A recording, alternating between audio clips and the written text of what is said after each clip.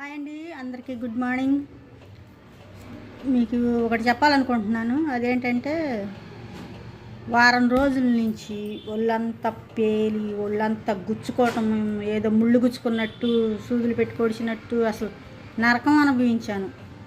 అన్నీ రాశాను, ఎన్నెన్నో, ఏది దొరికితే అది, కొబ్బరి నూనె, ఆముదం, ఏది దొరికితే అది రాశాను. లాస్ట్కి మళ్ళీ వేరే వాళ్ళు అన్నారు డెటాయిల్ రాయి ఏమైనా తగ్గిద్దామన్నారు. కొట్టుకాడికి వెళ్తే డెటాయిల్ లేదు, ఇదిగో ఇది రాయి అని ఇచ్చింది.